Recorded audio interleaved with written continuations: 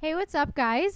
So my name's Elizabeth Face, and this is KCSC's Radio Bomb Shelter Sessions with Gracie Gray. So, Hello. first of all, how's your Saturday been? It's been really good. Good, It's yeah. been a lot I of kn- it driving. yeah, I So, know that you guys yeah. obviously you said that you were coming back from Reading and SF. Yeah. So we went from San Francisco to Reading to now to Chico. Okay, cool. Definitely Yeah. a fun little area in the Staying with NorCal. some friends up there. It's really Yeah, nice. for sure. So we definitely want to ask you so many questions. I know that it seems like you have a lot going on just as far as your shows. She has a new EP that just came out, Black Clothes, which was super dope. Check it out. Yeah. But I was kind of obviously doing some research, and I saw that you were fortunate enough to really go on and actually learn about music at a collegiate level Yeah. and actually get taught, which Trying. I feel like that's super rare. How was that experience for you?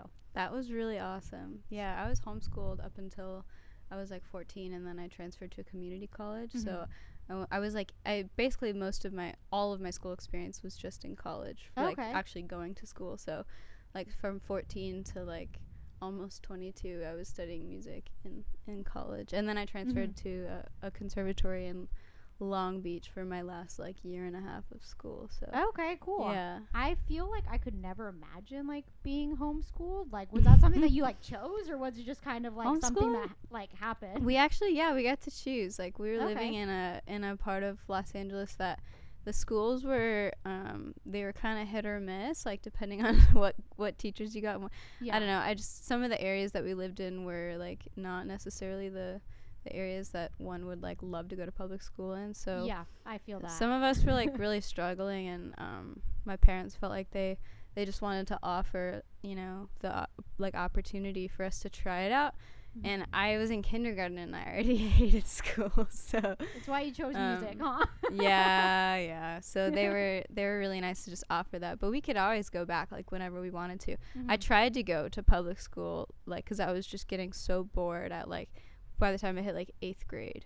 Yeah. But it was a really hard transition from having all the kind of freedom and getting to choose my own schedule, when I want to do my homework Yeah. and when I want to do my own time, to all of a sudden going into public school and having it be really kind of cemented in. So but going to community college out of homeschooling was perfect, because I got to all right, I have class for 8 hours, but I start at 11 a.m. and that's something that I was this is cool. I could have obviously done public school. Yeah. Anybody can make themselves do stuff, but I liked having the choice to be able to pick my schedule. Yeah, no, for sure. work That's on super cool. songs. Like I said, I Yeah. feel like that's really rare. It's not every day that you talk to someone who was given that choice. I was just kind of thrown into school, but same thing. Yeah. I've never really felt motivated for school. Yeah. But that kind of being said, was there an age that you really knew that you wanted to try to pursue music as your future, or a specific memory that you had where it just clicked? Because I feel Yeah. like everyone has that experience. Even myself, it really was my first live show was something where I was oh my god, I want to be a part of it. Yeah. Do you have a specific moment that you remember where you had that experience?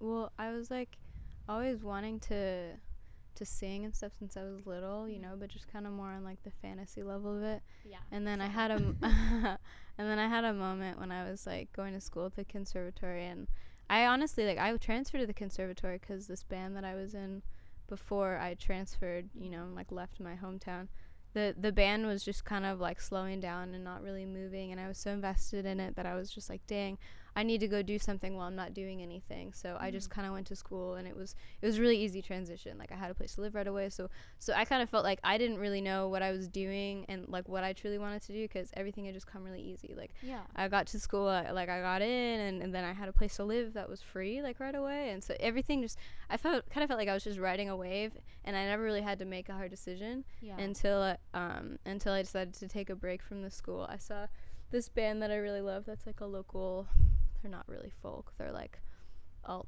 sub pop, I guess you call them a rock band. I don't know. Everybody's so Genres genreless. are hard nowadays. Yeah. Genre we were confused. just having that conversation earlier today, so you're chill. Yeah, they're a trio, female trio, and then they have a band. They're called the Wild Reeds. I saw them play at Valentine's Day show, and I was so inspired because I got to talk to them afterwards and hear just their stories and stuff. And then I was really inspired that because I felt I actually connected to them, just talking to them, and then I was okay, that's really cool. Like, these people actually, you can actually put in, like, it just all of a sudden, like, doing the, you know, so having a vision for yourself that nobody else really like imposes on you, and being able to go out and do it, and seeing these people that I felt like I could relate to actually go out and do it was really inspiring. So just like seeing that show of them, and then right after that, like, I officially joined this like folk orchestra in Long Beach, and we went to South by Southwest that year, which is a festival in Austin. Yeah, that's pretty big. That's awesome you got to do that. It was really cool, and that even so, basically just like seeing them, listening to their music, and then like I was in school and I was studying singing still, like classically singing. It was all like kind of more like opera based, which is really fun and really time consuming. You can definitely like kind of, I feel like, hear that in your music, is that it's not really like a classical style, but like I can hear in your voice that like you've been to school like for doing like classical music. And I think that that's something that is, like I said, like so unique and so cool nowadays. I think a lot of people, you know, right or wrong, they just kind of become a musician maybe without that like technique and training, and like this is theoretically right or wrong. So that's really cool that you kind of have that background. Like that being said, do you think that's something that like maybe limits you as far as like the music that you can or feel like you should like create?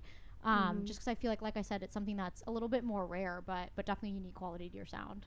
Thanks. I feel like it just kind of, it opened a lot of doors to like me being, you know, instead of me thinking like, oh, that's not my style, or oh, that's not my voice, but just being like, I don't really think anybody like grows to be like 18 and can like, you know, develop, like some people like are just built to sing like classically, but for the most part, like it's just a lot of like lonely work, you know, of like training every single day, like working on little things. It's a lot of years and years that nobody really sees, but that always comes out with like a clear product, because it also, like school, it's very easy to like set goals, and then because it's just kind of how school works. So but a lot of the time, like I don't feel like I could have viewed music to being a thing that like I can actually work towards, as opposed to, you know, because I actually had to like try to learn how to do all that stuff. My voice wasn't like naturally there.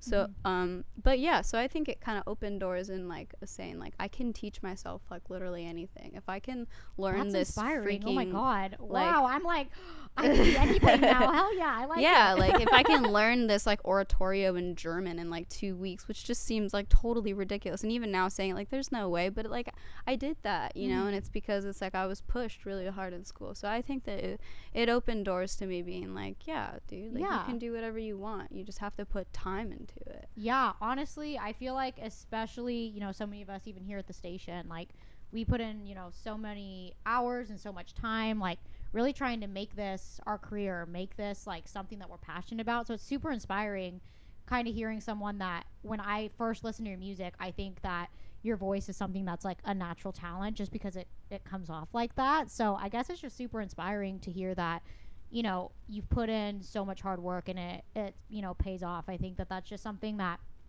you know, every single person in the music industry like kind of needs to hear at one point, because it's definitely like kind of a bumpy road, and it's the road less traveled for sure. But you know, it's really inspiring to hear you talk about it like that. But I kind of wanted to go a little bit more specifically about you know, like your song tracks in general.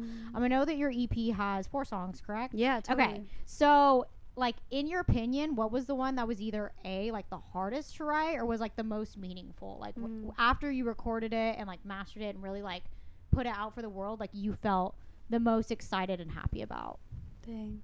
Well, they all kind of have like different like levels of depth to it. I feel like the last song, Gee, I Wish You, was more like I don't even really listen to it, because it's more on like, you know, it's one of those things where it's like I'll feel connected to that song like at really random points, but it's not like a consistent like, oh, like I really click with this. But I think that the first song is something that I feel like the most just kind of like, I think that was probably the hardest one to write. It was strange, because it was a moment where I had gone through this breakup, and I knew that I wanted to heal and get out of it, but I had this bad habit as like a songwriter that I still deal with, where it's like I want to write like what I want to hear, and not necessarily like what's true. And then the worst thing possible that like I didn't want to do was to simplify like how sad I was, because I felt like it was like a stab in the gut, you know what I mean? Yeah. But me over dramatizing it and being super romantic with my language was making me sick. Like, it was making me feel like,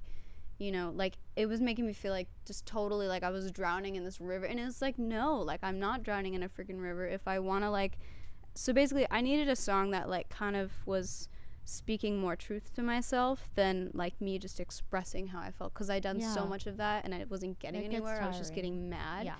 So it was like I kind of just had a day where I just like had a day alone, and then I just wrote about it in a really simple way. And then I had a chorus that I was like, don't dramatize this, like lyrically, just say like we lost track in a lot of ways, because that's exactly what happened, and that's a very simple, safe way to put it. And that was really healing for me, to be able to do something that I felt like was just simple and truthful and respectful, you know. So that was, I love, you know, I click with it still, and I think that it was a good moment for me, whether or not anybody else does. It's like that song was totally for me in that moment. You know? I mean, honestly, I think that as a musician, it is super important, you know, to kind of like draw the line on like you're creating art, like you want to utilize your emotions and like, you know, make something that people relate to and tell the truth and make something meaningful like that. But it definitely, like, getting in touch with your emotions that deep can be super tolling just on, you know, someone as a person, I think. And things like breakups, you like try to like push everything back. You're like, I don't want to feel. And as an artist, it's like you have to really dig deep and express that. So that's cool that you were able to do it, you know, in a way that seems like it was pretty healthy, and you made a good song out of it. So hey, it's so much easier to like live in a fantasy land. You know? Oh my god, and like live as a victim. Live in reality, literally ever. Totally not true. Totally not healthy. Totally not cool to do forever. Yeah, for like, sure. It should be like a brief time. Yeah. Oh my god. One of the last things that I like love to ask really everyone I interview, and it's not a make or break question, but it definitely feels like it. Okay, dead or alive, if you could have the perfect festival, what 5 artists would you bring on? Any genre, dead or alive, like your ideal lineup. Oh, dang. That's okay. If you I wish I could like think about it. Yeah. Don't judge me, Mom. You're like Def Leppard. No, I'm kidding. Like my Sex gosh. Pistols. My mom would hate me if I said that, but it's kind of true. Sorry, I Ma. want to hear Pavarotti. What is that? I don't even know what that is. He's a tenor. Ooh, okay. Bring him to the show. I'll check him out. It doesn't matter like who you are, like he'll make you cry. And I want to hear the band, like Bob Dylan and the band, like all together. Okay. Like Bob Dylan now though, or like Bob Dylan like not old Bob Dylan? I'll take you however you are, Bob. Okay. Oh yes, that's how I feel about Johnny Cash. Honestly, like I would see him if he was like half near dead. So it's okay. Okay, so we got 2 down. Okay, so that's 2 down. Joni Mitchell. Okay. Solid. I like it. So you got 2 more. Jeff Buckley. Oh, someone was stoked about it. I heard it. Aw. And Sufjan Stevens. Okay. I like it. So that is Gracie Gray, everyone. Just a reminder, her EP is out on Spotify. That's where I listen to it. It's awesome. You should check it out. And is there anything else that you wanted to say before we get started on your little recording session we got? Thank you. Yeah, well, we'll see you later. Bye.